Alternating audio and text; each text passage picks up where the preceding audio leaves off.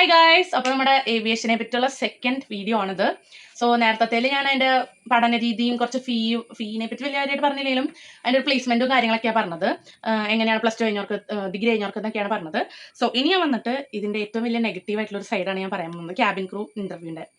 Guys, നമ്മൾ 1-2 interview attend ചെയ്ത് കിട്ടണമെന്ന് യാതൊരു നിർബന്ധവും ഇല്ല. കാരണം അവർക്ക് എയർലൈൻകാർക്ക് പല ഇഷ്ടങ്ങളുണ്ടാവും. നമ്മൾ അതനുസരിച്ചൊന്നും കിട്ടില്ല. കാരണം നമ്മൾ ചത്ത് പണിയെടുക്കാൻ തയ്യാറായിരിക്കണം. ഇതിനകത്ത് പഠിക്കണേലും കൂടുതൽ നമ്മൾ നന്നായിട്ട് കഷ്ടപ്പെട്ട് ഇൻ്റർവ്യൂ അറ്റൻഡ് ചെയ്യണം.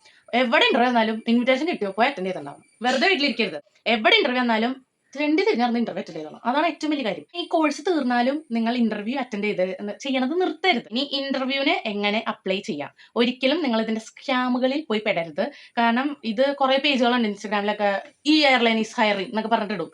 ഈ എയർലൈൻ അങ്ങനെ ഇടുമല്ലോ. നമുക്കിപ്പോൾ കാത്തെ പസഫിക് ഈസ് ഹയറിംഗ് നോ പല പേജുകളുണ്ട്. അവരുടെ ഒഫീഷ്യൽ സൈറ്റിൽ വരാണ്ട് നിങ്ങൾ ഈ പറയുന്ന ആൾക്കാരുടെ ഇതിലൊന്നും പോയി ഇതാക്കരുത്. അപ്പോൾ നിങ്ങൾക്ക് എന്തെങ്കിലും സംശയം ഉണ്ടെങ്കിൽ നേരെ കരിയർ സൈറ്റ് എടുക്കുക. ഇപ്പോൾ എയർ ഇന്ത്യയുടെ വന്നെങ്കിൽ എയർ ഇന്ത്യ കരിയർ സെർച്ച് ചെയ്യുക. അതിനകത്ത് എന്താ വന്നേക്കണമെന്ന് വെച്ചാൽ അതനുസരിച്ച് പോയി അപ്ലൈ ചെയ്യുക. പ്ലസ് ടു കഴിഞ്ഞവർക്കാണെങ്കിൽ ഡയറക്റ്റ് പോയി ക്യാബിൻ ക്രൂവിൻ്റെ അപ്ലൈ ചെയ്യാവുന്നതാണ്. എല്ലാം അതിൻ്റെതായ കരിയർ സൈറ്റിൽ തന്നെ പോയി അപ്ലൈ ചെയ്യുക. ഒരിക്കലും ഒരു സ്കാമിലൊന്നും പോയി പെടരുത്. പിന്നെ ഒരു എയർലൈൻസും ഇന്റർവ്യൂവിന് മുന്നേ 10 പൈസ ചോദിക്കില്ല.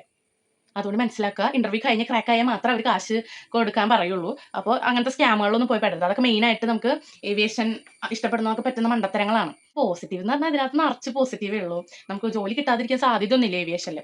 ഭയങ്കര ഫാസ്റ്റ് ആയിട്ട് ഗ്രോ ചെയ്യണ ഒരു ഇൻഡസ്ട്രിയാണ്. ഒരിക്കലും നമ്മൾക്ക് ജോലി കിട്ടാതെ പോകുന്ന നിങ്ങൾ ടെൻഷൻ അടിക്കേണ്ട. അത്രയ്ക്ക് ഹാർഡ് വർക്ക് ചെയ്യാൻ തയ്യാറാണ്, നല്ല കാലിബർ ഉള്ള ഒരാളാണെങ്കിൽ നമുക്ക് എന്തായാലും ജോലി കിട്ടും. നമ്മൾ ട്രൈ ചെയ്തുകൊണ്ടിരിക്കുകയാണെങ്കിൽ എന്തായാലും ഉറപ്പായിട്ട് ജോലി കിട്ടും.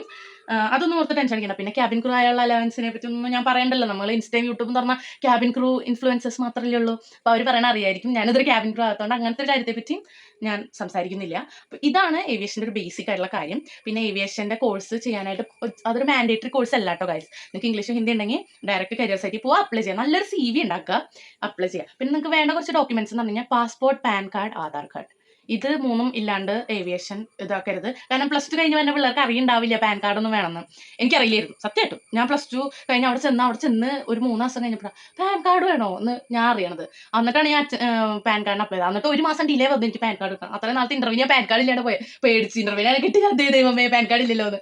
അപ്പോൾ അങ്ങനത്തെ കാര്യങ്ങളൊക്കെ ശ്രദ്ധിക്കുക. പിന്നെ ഒരുപാട് ഫേസിൽ സ്കാറും കാര്യങ്ങളൊന്നും വരാണ്ടിരിക്കാൻ നോക്കുക. ഫേസും കയ്യിലൊക്കെ വരാണ്ടിരിക്കാൻ നോക്കുക. ഇന്ത്യയോ ഒക്കെ നോക്കണവർ കൈയും കാലൊക്കെ സൂക്ഷിക്കുക. അതൊക്കെയാണ് ഏറ്റവും കൂടുതൽ ചെയ്യാൻ പറ്റുക. കാരണം ഇവരൊരു കുഞ്ഞ് കട്ട് മാർക്ക് കണ്ടാൽ തന്നെ നമ്മൾ റിജക്റ്റ് ചെയ്യും. കാരണം വേറെ ഒന്നും വേണ്ട. സോ ഇതൊക്കെയാണ് എനിക്ക് പറയാനുള്ളത്. പിന്നെ അത്യാവശ്യം എക്സ്പെൻസീവ് ആയിട്ടുള്ള കോഴ്സാണ്. നോക്കിയും കണ്ടും നല്ല അക്കാഡമിയിലൊക്കെ നിങ്ങൾ പോയി നന്നായിട്ട് പരിശോധിച്ച് ഒക്കെ പോയി ചേരുക. അപ്പോൾ എന്തെങ്കിലും ഡൗട്ടൊക്കെ ഉണ്ടെങ്കിൽ കമൻറ്റ് ചെയ്തോളൂ. ഞാൻ ആവുന്ന പോലെ അതൊക്കെ ഞാൻ ചെയ്തു തരാം.